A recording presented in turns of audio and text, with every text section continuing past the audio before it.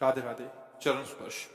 महाराज जी, अधिक प्रयास करने के बाद भी सफलता नहीं मिल रही। कुछ लोग बिना प्रयास के भी सफल हो जाते हैं। नहीं, आप गलत समझ रही हैं।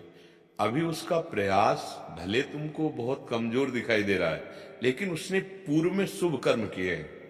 जैसे यहां देखा जाता है कि ना वो जितना प्रकाशित हो रहा है, ना उसकी योग्यता है, ना उसका प्रभाव है, पर वो होता चला जा रहा है, अर्थ बढ़ता चला जा रहा है, प्रणाम नमस्कार यश कीर्ति सब। और एक है कि उससे 100 गुना बढ़कर प्रयास कर रहा है, 100 गुना, लेकिन उसको उस रूप में नहीं अवसर मिल रहा है। उसका कारण पूर्व का जो शुभ है वो उसके पीछे लग गया है, उसको उठा रहा है। और जिस दिन वर्तमान का जो हमारा और पूर्व का शुभ वो क्षीण हो जाएगा, वो एकदम ऐसे जैसे हाइलोजन ने ऐसे प्रकाश किया और एकदम फ्यूज हो गया। अच्छा, अब वो जो प्रयासरत है, बिल्कुल धर्म से चल रहा है, बहुत अच्छी तरह से चल रहा है, प्रकाशित नहीं हो पा रहा, उसका जो पूर्व का पाप है, अशुभ है, वो उसका भस्म हो रहा है। वो बाधा पहुंचा रहा है और बाधा पहुंचाते पहुंचाते नष्ट हो रहा है। और जे ही वो प्रकाशित होगा तब उसका ये मतलब आंतरिक रहस्य है कि शुभ और अशुभ कर्म देखा जाता है। ना उतना पढ़े लिखे और ना कोई प्रयास करता है, और बड़ा वैभव, बड़ा सब मतलब बड़ा, तो फिर उसका पुण्य तप पूर्व का वो काम कर रहा है, वर्तमान का नहीं है। आप वर्तमान में जो कर रहे हैं वो सत है, परम कर्तव्य कर रहे हैं, पर आपका प्रकाश नहीं हो रहा क्योंकि आपका पूर्व का अशुभ उसमें बाधा दे रहा है। कई बार हमने बताया है कि विद्यारण्य नाम के बहुत बड़े सन्यासी हुए हैं। हाँ, वेदांत दर्शन की बहुत सुंदर व्याख्या करने वाले महापुरुष हुए। तो ब्राह्मण वंश में उनका जन्म हुआ था। माता पिता अर्थ की अव्यवस्था थी, उनकी सेवा के लिए अर्थ चाहिए था, तो उन्होंने वेद माता गायत्री का अनुष्ठान किया। 24 लाख का एक पुरस्चरण होता है, एक पुरस्चरण किया, पर कोई नहीं।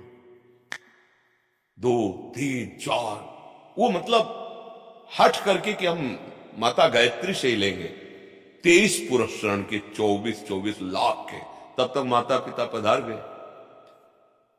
बड़ी एक अंदर से असंतुष्टता हुई कि शत मंत्र गायत्री, इतना पुरस्चरण, ना कोई संकेत हुआ और ना कोई हमें निराश हो गया और सन्यास ले लिया। जो आदि गुरु भगवान शंकराचार्य जी के द्वारा स्थापित मार्ग, जो ही सन्यास लिया तो वेद माता गायत्री साक्षात प्रकट हो गई और उनका वरम ब्रूई। आप सन्यासी हो गए तो क्या वरम ब्रूई? बचपन से लगे थे अभी तक कि कुछ धन मिल जाता।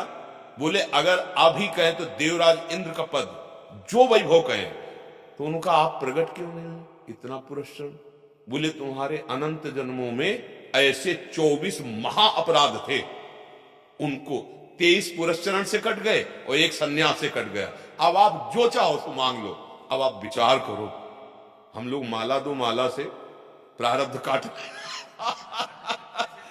हाँ, असंतुष्ट हो जाते। अच्छा, आप विचार करके देखो, रामकृष्ण परमहंस जी, भगवत स्वरूप, गले में कैंसर, आप विचार करके देखो। भाई जी हनुमान प्रसाद पोद्दार जी, आप कितने बड़े महापुरुष, हाथों में कैंसर, कैसे कैसे रोग, जन्म जन्मांतरों का जो हिसाब किताब है भाई। हाँ, वो चल, ये दुख सुख आते हैं, इसमें घबराहट नहीं होनी चाहिए। अपने कर्तव्य में, यही भगवान कर्मण्येवाधिकार रखते माँ फले। हम लोग क्या होते हैं, इतने फल में आसक्त होते ना कि अगर अनुकूलता मिल गई तो हर्ष हो गए, इतने हर्षित हो गए, अभिमान में फूले, और प्रतिकूलता होगी तो इतने निराश हो गए कि अब जीना मुश्किल हो गया। इसीलिए हम कहते हैं कि सत्संग सुनो, थोड़ा अध्यात्म ज्ञान तो प्राप्त हो, जिससे जीने की कला आ जाए, बचने की कला आ जाए, दुख सुख से बचने की कला आ जाए। किसका प्रश्न था जी? क्या क्या भाव है? महाराज, इनका था कि क्या हमारे ऊपर कृपा नहीं है भगवान की? बस यही, कृपा नहीं, सही बात पूछो तो हमने मूढ़ता का आश्रय ले रखा है। कृपा तो भरपूर है। ये जो हमें मनुष्य शरीर मिला, केवल कृपा से हम सबको मिला है। हाँ, कबहू का करी करुणा नर देही और देत ईस बिनु हेतु सने ही। बस हम अपनी मूढ़ता का त्याग करें। मूढ़ता के त्याग के जो स्वरूप है वो विवेक है, और वो सत्संग से मिलता है। और भगवान की कृपा आपके ऊपर देखो है, सत्संग मिल गया। अगर भगवान की कृपा न होती तो आप यहां आ जाते। हाँ, जब द्रवही दीन दयालु राघव तो साधु संगति पाइए। हाँ, हरि कृपा के बिना मिले नहीं संता। हाँ, अब क्या संशय कि मेरे ऊपर हरि कृपा नहीं, मानो देह मिल गया, सत्संग मिल गया, हमको चलने का मार्ग समझ में आ रहा है, अब हम निराश क्यों हो?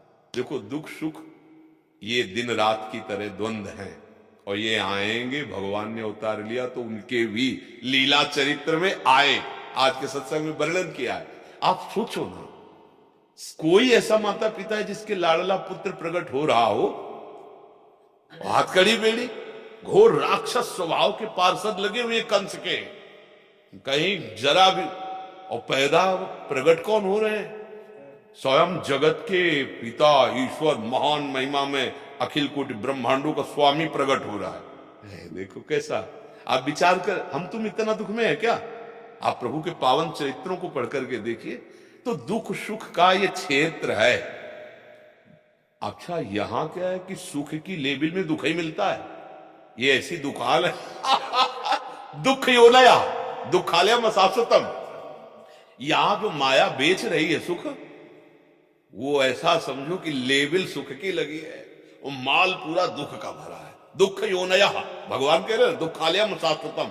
आज तक कोई यहां का वैभव प्राप्त करके सुखी हुआ हो बताना?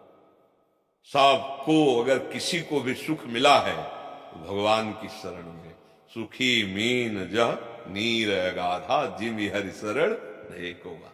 भगवान की शरण होकर जिसने नाम जब भगवान का किया और विवेक से, दुख आया तो भूला नहीं, सुख आया तो फूला नहीं, वो निकल गया, वो माया बंधन से निकला। तो मुझे